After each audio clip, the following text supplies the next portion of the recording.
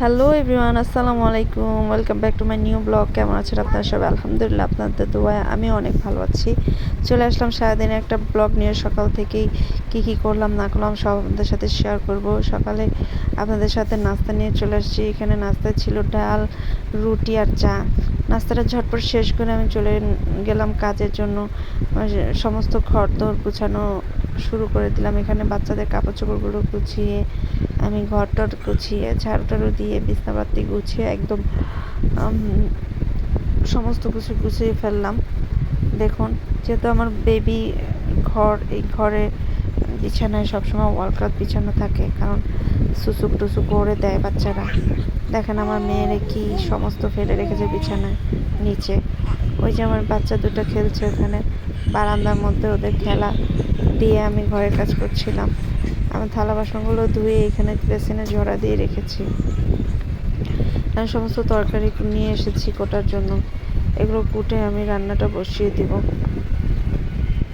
আজকে রান্না করব হচ্ছে, আমি ইলিশ মাছটা আমি সুন্দর করে কেটে নিলাম। কেটে আমি সমস্ত সবজি মাছ এগুলো ধুয়ে রেখেছিলাম। এখন এই পর্যায়ে আমি লাউটা বসিয়ে দেবো। লাউটা আমি আজকে ফ্রিজে কিছু চামড়া বাছা ছিল এবং পা গলা এগুলো ছিল। চিন্তা করলাম লাউ দিয়ে একটা তরকারি রান্না করে ফেলি। আর এখানে ঢেঁড়স আলু দিয়ে ইলিশ মাছটা রান্না করব। আসলে যেটা না বললেই নয়, সেটা হচ্ছে আমরা যারা ঘরে কাজ করি, অনেকেই বলবে যে সারাদিন তো বাসায় থাকে, কী কাজ করে, শুধু সারাদিন শুয়ে বসে থাকে।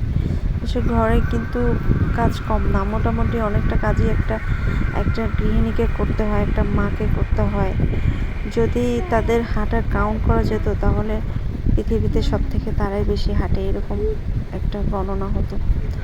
যাই হোক, এখানে আমি লাউয়ের জন্য লাউয়ের সমস্ত মশলা দিয়ে সুন্দর করে কষিয়ে নিচ্ছিলাম। লাউটা আদা রসুন, যেহেতু আদা রসুনগুলো ফ্রিজের থেকে নামাই, আমি একটু তাড়াতাড়ি নামাতে ভুলে যাই, যার জন্য বরফ থাকা অবস্থাতে আমি দিয়ে দিই। কী করার। অন্যদিকে আমি চুলাতে আবার ইলিশ মাছের তরকারিটাও বসিয়ে দিয়েছি। সুন্দর করে মশলাটা কষিয়ে নিচ্ছিলাম। আসলে যে যতই পড়াশোনা করুক, যত এস্টাবলিশড হোক, কিন্তু একটা মেয়ের কিন্তু আসল জায়গায় হচ্ছে রান্নাঘর। রান্নাঘরে তার আসতেই হবে। এরকম শখে হোক, প্রয়োজনে হোক, রান্না তার করতেই হবে, তার স্বামীর জন্য, তার বাচ্চা কাচ্চার জন্য, তার ফ্যামিলির জন্য। রান্না বান্না ছাড়া তার কোনো উপায়ই আর নেই। দেখুন আমার মশলাটা সুন্দর করে আমি কষিয়ে ফেলেছি। একদম মশলাটা খুব দারুণ দেখাচ্ছে। এখন আমি ধুয়ে রাখা সমস্ত মুরগির, এখানে আমার একটা বড় একটা মুরগির চামড়া ছিল, চামড়াটা খুব তেলালা ছিল, যার জন্য আমি বেছে সুন্দর করে রেখে দিয়েছিলাম। অনেক সময় মুরগির চামড়া আমার খেতে খুব ভালো লাগে, যেগুলো লাল মুরগির চামড়া হয় এবং কক মুরগির চামড়া হয়, মোটা মোটা থাকে, বাঁচতে সুবিধা, খেতেও খুবই টেস্ট। এদিকে আমার মশলাটা কষিয়ে আমি ভেন্ডি আর আলু দিয়ে সুন্দর করে কষিয়ে নিচ্ছিলাম। পরিবারের জন্য রান্না করতে ভালো লাগে, কষ্ট লাগে না। যখন রান্না করি, বাচ্চাদের খাওয়াই, বাচ্চার বাবাকে খাওয়াই, তখন কিন্তু ভালোই লাগে। দেখা যায় যে ওদের খাওয়িয়ে তৃপ্তি আসে, নিজে না খেলেও ভালো লাগে। তখন কেন জানি এটা হয়, প্রত্যেকেরই হয় আমার মনে হয়, যত গৃহিণী বা মায়েরা আছেন সবারই এরকম হয় হয়তো আমার মতো। আমার স্বামী, আমার বাচ্চারা যদি খেয়ে মজা পায় তাহলে আমার খুব ভালো লাগে। মনে হয় যে সমস্তটুকু ওদের খাওয়াই দিই, আমি না খেয়ে থাকি, তাতেও কোনো সমস্যা হয় না। মায়েদের লাইফটাই হয় এরকম।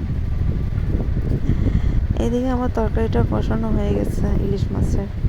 আমি এখানে মাছটা ভেজে নিয়েছিলাম, বেশি একটা কড়া করে ভাজিনি, একটু অল্প করে ভেজেছিলাম। ওইদিকে মাছের যে তরকারিটা, ওটা কষানো হয়ে গেছে। পরিমাণ মতো ঝোলও আমি দিয়ে দিব এখানে। বেশি ঝোল একটা রাখবো না, কারণ চেয়েছিলাম প্রথমে আমি মাছটা ভুনাই করব, পরে ফ্রিজে দেখলাম অল্প কয়েকটা ভেন্ডি রয়ে গেছে, চিন্তা করলাম এই ভেন্ডিটুকু আর একটু আলু দিয়ে তরকারিটা রান্না করলে খেতে ভালোই লাগবে, এই জন্য আমি আর ভুনা করলাম না। আমাদের ঘরে ইলিশ মাছটা আমার মেয়েরা খুব একটা পছন্দ করে না, যার জন্য একটু তরকারি একটু আলু দিতে হয়। আমি এখানে ঝোল দিয়ে নিলাম। অন্যদিকে দেখা যাক আমার লাউয়ের তরকারিটা কী অবস্থা। আমার লাউর তরকারির মাংসটা সুন্দর করে কষানো হয়ে গেছে, এখন আমি লাউগুলো দিয়ে দেব। আজকের লাউটাই শেষ। আজকে 5টা লাউ কিনে এনেছিল, 5টা আমি 5 দিন রান্না করেছি, 5টা ভিডিও আপনাদের কাছে সাথে শেয়ার করেছি। আজকেই শেষ ছিল। আমি কী আর বলবো, অনেকেই আমাকে বলেন আপু শুধু লাউই রান্না করছেন, কেন অন্য কিছু পারেন না বা অন্য কিছু রান্না করেন না? না আপু, এমন কিছুই না। আসলে আমাদের মানে আমার হাজব্যান্ড সে একসাথে অনেকগুলো সবজি বাজার থেকে নিয়ে আসে। 5টা লাউ, দেখা যায় 4টা লাউ, তারপরে 2 কেজি 3 কেজি করে সবজি এভাবে নিয়ে এসে তারপরে নিয়ে আসে বাজার থেকে, যার জন্য আমার খেতে খেতে অনেকটা সময় লাগে। বাচ্চারা তো সবজি খেতে চায় না, সবজি তো আমরা বড়রাই খাই। এদিকে আমার মাছের তরকারিটা অলরেডি শেষ হয়ে গেছে। সকালে আমি ডাল ভুনা করে রেখেছিলাম, ওটা আছে।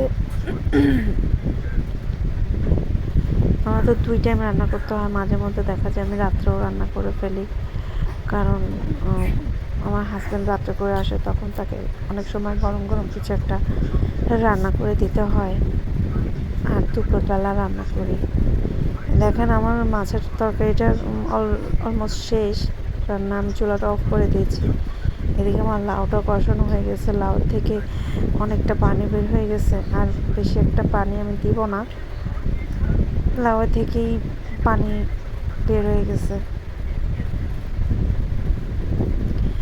সুন্দর একটা কালার চলে আসছে আমার লাউ তরকারিটাতে, দেখতে খুব সুন্দর লাগছে, খেতেও মজা হবে ইনশাল্লাহ।